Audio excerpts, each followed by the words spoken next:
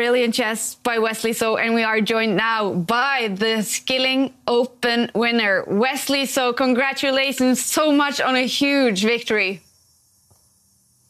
Thank you. Yay, finally I can celebrate. Well, first of all, I'd like to apologize to Magnus for semi-ruining his birthday. But I got to try to win from time to time. Because we don't want him to win like 10 tournaments in a row from time to time. Well, actually, I think it's past midnight where he is right now. So it's after his birthday anyway. And Wesley, obviously this is a huge win. We rarely see anyone being able to beat the world champion Magnus Carlsen, and you've done it in fantastic fashion. You have to take us through your emotions right now.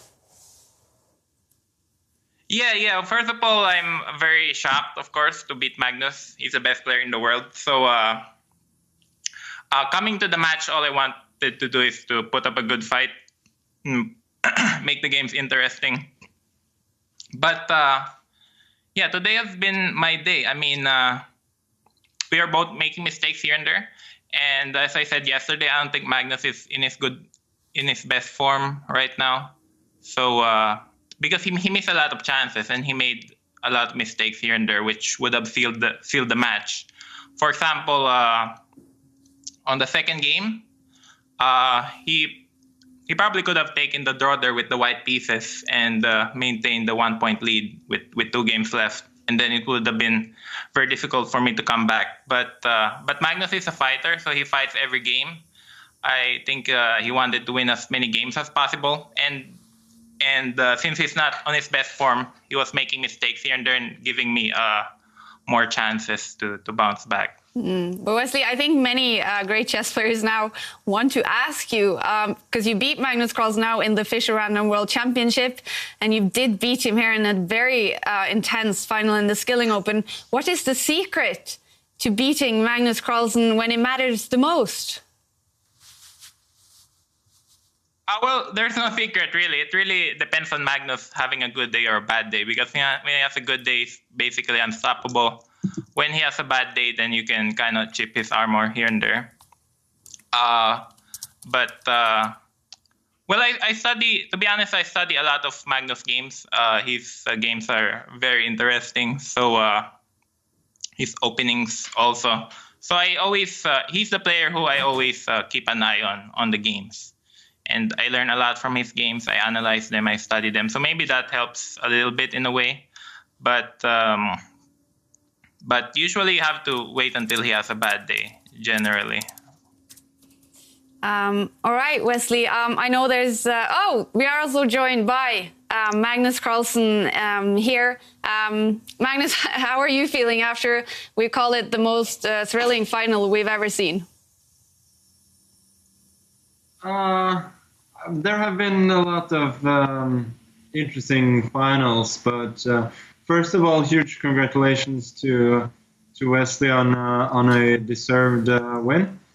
I just think I never really hit the stride in this tournament. So if I was going to win it, it was always going to be difficult, you know. And today I started out by playing a decent game in the first one, and then in the second game I just made one very bad mistake, bishop d4. He replied by bishop d6, which for some reason I'd been thinking of going either bishop g5 or bishop d4. I'm not going to go into too much details there, but basically I thought I had nothing, so I would force a draw, and I thought these two moves were equivalent, and they weren't at all. So that was a bit of a shame. Obviously, I had a huge chance in the third game as well, where I actually saw the winning move. I just decided that what I did was winning as well, and for whatever reason I thought easier, which was just a total lapse. But overall, yeah, it's deserved that Wesley win, and I just have to be much better. We did lose the connection with Wesley there, I think. Or are you still with us, Wesley?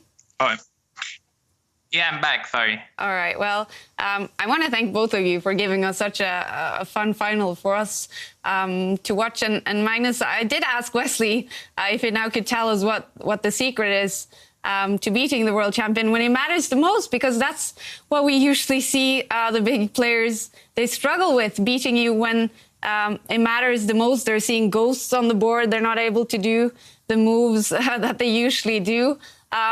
Is it also fun for you to play Wesley in a final with all the games actually ending with wins, except the two last draws there? No, for sure it was a very exciting match, and he did match me evenly all the way, and I don't feel like he's figured it out the secret, but the thing is, I feel that I'm definitely the best player here, but there are a lot of strong players, and I think at the moment Wesley's probably the best at this format, and frankly, to lose to him is not a shame. It's not a disaster. I just feel it's a bit of a pity that I couldn't show my very best here in this tournament. That's all I'm unsatisfied with. Yeah, I had one question. Do you feel that the time zone, playing late at night, and for Wesley playing early in the morning, helped or hindered you? I think it's not ideal for either of us. So in that sense, I wouldn't. Yeah, I wouldn't. No excuses. Okay. I think. I mean, for me, it's not like I have to play from this time zone. So it's a conscious choice you make, and then you live and die by those choices. I think you have to make it the best of it, regardless, and no excuses. All right, final question for you, Magnus. Obviously, happy 30th birthday to you. Well, yesterday, I guess, where you are right now. So is it the 30s now? Not the best start for you in the 30s, I guess, then. No, I did somewhat blunder like an old man today, but I had a nice day. I had a nice day overall. Obviously, this wasn't ideal, but that's the way it is. That's the way it is. This time I wasn't good enough. Magnus Carlsen, thank you so much for joining us and for giving us an extremely fun final. It's been so nice to follow you in the Skilling Open, and we'll see you in Christmas when we have the next major.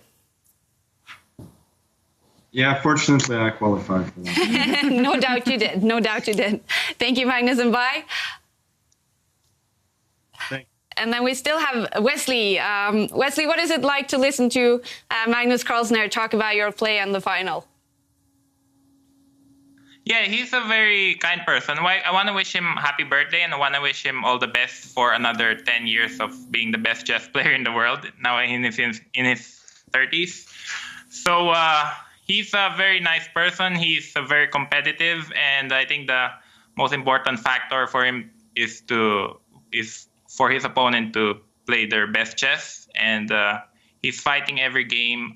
He takes each game like it's a real event.